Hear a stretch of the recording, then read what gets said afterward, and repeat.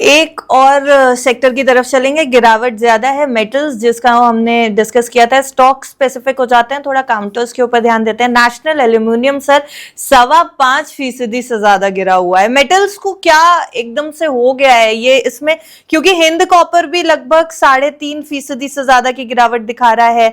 अडानी जो है वो हालांकि बढ़त दिखा रहा है इस समय, लेकिन हिंडेल्को की अगर हम देखें तो 1.5% के आसपास की गिरावट है।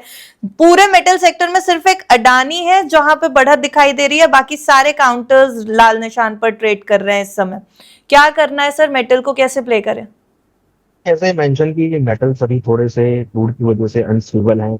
इवन कमोडिटी मार्केट अगर आप देखेंगे तो थोड़ा सा प्रेशर में है। पिछले 2 दिनों में हमने सभी मेटल्स में गिरावट आती हुई देखी, उसका इम्पैक्ट यहाँ पर आते हुए देख रहे हैं। क्रूड के प्राइस अनस्टेबल है, और देखिए दोबारा से जो ये टैरिफ लगे हैं ड्रोन के ऊपर या बाकी टैरिफ जो लगे हैं, उससे काफी हद तक जो है मार्केट जो है इफेक्ट होता हुआ दिख रहा है, जिसके अंदर देखेंगे हम्म। मेटल्स की डिमांड कहीं ना कहीं लूज मोमेंटम में है, और उसका असर हम देख रहे हैं मेटल्स पे। यहाँ अगर आप देखेंगे तो गोल्ड सिल्वर में भी गिरावट देखने को मिल रही है, और बाकी जितने भी मेटल चाहे कॉपर हो, जिंक हो, एल्यूमिनियम, सभी में गिरावट आती हुई नजर आ रही है। तो उसका इम्पैक्ट हम देख रहे हैं कि सभी मेटल्स पे है। और यहाँ शॉर्ट टर्म में अगर हम बात करें एक हफ्ता, तो मुझे लगता है कि थोड़ा सा मार्केट वीक हो सकता है, but long term trend metals का I am very bullish on metal sector. तो जो डिप्स आ रहे हैं ना, that is opportunity to accumulate. तो थोड़ा यहाँ पर अभी वेट करना चाहिए, अग्रेसिव अभी बाय ना करें, क्योंकि थोड़ा सा मोमेंटम जो है अनसर्टेन हुआ है। तो मेटल्स में थोड़ा वेट करके फिर बाय करें। जी, वेट करके बाय करने की जरूरत है यहाँ पर, लेकिन सर खरीदारी करें कहाँ? कुछ काउंटर्स हैं स्पेसिफिक जहां पे एंट्री ले सकते हैं, या जिनके पास मेटल्स है वो अभी कौन से काउंटर्स को होल्ड करके रखें? कि हाँ, अगर हम बात करें तो नेशनल एल्यूमिनियम तकरीबन 379 के आसपास चल रहा है। इसमें अगर कोई डिप हम्म। मिलता है 370 365, तो वहां पर ऐड करना चाहिए। करंट रेट पे थोड़ा सा मुझे लगता है कि वेट करना चाहिए, डिप आए तो ऐड करना चाहिए। वहीं अगर हम बात करें वेदांता की, तो वेदांता के अंदर भी अपॉर्चुनिटी देखने को मिल रही है। हमने देखा कि काफी प्राइस करेक्ट हुआ और रिट्रेसमेंट जोन के आसपास है। तो अगर कोई डिप मिलता है नीचे 250 के आसपास तक, तो वेदांता के अंदर भी ऐड करके चला जा सकता है। और दूसरा अगर हम बात करें जेएसडब्ल्यू स्टील की, यहाँ भी हमने पिछले कुछ दिनों में अच्छा मोमेंटम आते हुए देखा है। प्राइस अगर आप एक लॉन्ग टर्म ट्रेंड देखेंगे तो हायर टॉप हायर बॉटम बना रहा है, और हम्म। रिसेंटली इसने भी 1335 का हाई भी बनाया था।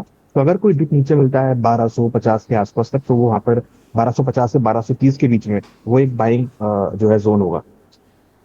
ओके। पीपीएल फार्मा में गिरावट बहुत ज्यादा दिखाई दे रही है, 3.25% से ज्यादा की गिरावट पीपीएल फार्मा ने। फार्मा सेक्टर हालांकि प्रेशर में दिखाई दे रहा है, लेकिन जो बाकी काउंटर्स हैं उनसे काफी ज्यादा पीपीएल फार्मा गिरा हुआ है। कुछ मेजर मेजर ट्रिगर है सर पीपीएल फार्मा में, या प्रॉफिट बुकिंग हो रही है? ये 2 महीनों में करीबन ये 22% स्टॉक बढ़ गया है। हम्म। और हमने देखा था इसका जो हाई था वो 307 का था, फिर इसने नीचे लो मारा था 132 का, वहां से रिकवर होकर करीबन 218 तक आया। तो ये प्रॉफिट बुकिंग में बोलूंगा इसको, क्योंकि लो तो इसने बना लिया है अपने। और लगातार अगर आप इवन अगर आप अप्रैल से देखेंगे तो अप्रैल से ही चढ़ना चालू है। मीन्स अगर आप पिछले 5 हफ्तों 5 महीनों की बात करेंगे, तो करीबन ये 50% के आसपास इंक्रीज हो गया। तो इट मीन्स की स्टॉक में अच्छी रिकवरी है, हम्म। ओवरसोल्ड जोन से रिकवर हुआ है। तो ये करंट रेट पे थोड़ी प्रॉफिट बुकिंग है, तो मुझे लगता है कि जल्दी ही निकलती हुई नजर आएगी, फिर आपको वहां से अच्छी बाइंग देखने को मिलेगी। बाइंग जोन जो होंगे वो करीबन अगर कोई डिप तो 70 180 के आसपास मिलता है, तो वहां पर बाइंग इनिशिएट करना चाहिए। जी।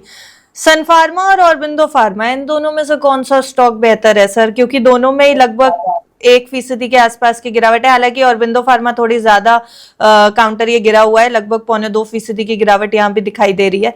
कौन सा बेहतर काउंटर एंट्री लेने के लिए?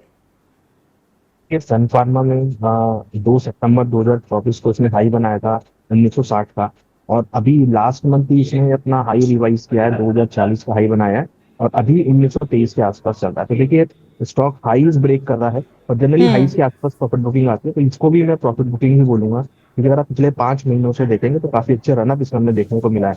आई थिंक कि यहाँ पे प्रॉफिट बुकिंग आ सकती है। कोई भी टिप नीचे 1800 के आसपास मिलता है तो मुझे लगता है कि वो एक बाइंग जोन है। ओके। क्रूड में तेजी है, ओएमसीज पर प्रेशर है। ओएमसीज से दूरी बना करके रखने की जरूरत है इस समय, क्योंकि सर हिंद पेट्रो की अगर हम बात करें, यहां पर 1% के आसपास की गिरावट दिखाई दे रही है। ओएनजीसी लगभग 2% के आसपास गिरता दिखाई दे रहा है। रिलायंस में गिरावट है लगभग 1% की। ओएमसीज से दूरी बनाए। देखिए थोड़ा वेट करना चाहिए, क्योंकि क्रूड को लेके अनसर्टेनिटी बहुत ज्यादा है। स्टेट ऑफ हॉर्मूज पे कोई क्लैरिटी नहीं है। दूसरी तरफ अगर आप देखेंगे तो ओपेक ने कहा है कि क्रूड की जो ग्लोबल ग्रोथ है, डिमांड, वो कमजोर है, तो वो भी इम्पैक्ट डालती हुई नजर आ रही है। और दूसरा, यूएस ईरान पे कोई क्लैरिटी नहीं है। मुझे लगता है कि थोड़ा वेट रखना चाहिए ओएमसीज के अंदर में। हालांकि हमने पिछले कुछ दिनों में अच्छा रनअप भी देखा था, बट फिलहाल मुझे लगता है कि अभी जो रनअप है वो थोड़ा सा ठंडा पड़ता हुआ नजर आया।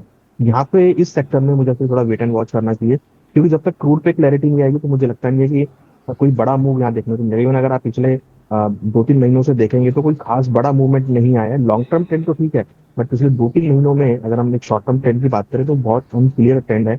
और एक बोले ना, अनट्रेड टेरिटरी में अभी चार्ट चल रहे हैं। तो मुझे लगता है कि अभी ओएमसी सेक्टर से फिलहाल वेट करना चाहिए। बीपीसीएल स्टॉक को रडार पे रखा जा सकता है क्या इस समय?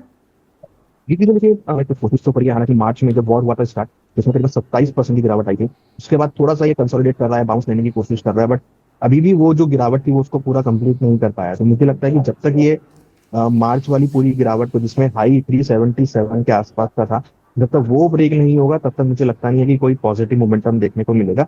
या फिर ये नीचे में जो लो बनाया था 270, तो वो हम्म। अगर रेट मिलता है तो वहां पर आप ऐड कर सकते हैं। करंट रेट पे बिल्कुल फ्लैट है। आई थिंक कि हालांकि ये पिछले 5 महीनों के हाई पे तो जरूर आया, तो बाइंग बन सकती है शॉर्ट टर्म के लिए, बहुत छोटे टारगेट्स के लिए, जहां पर ऊपर में आपको 335 340 तक के लेवल देखने को मिल सकते हैं। बट हाँ, ये स्टॉक में ये है कि धीरे धीरे बहुत स्लो मोमेंटम स्टॉक हो गया है अभी ये।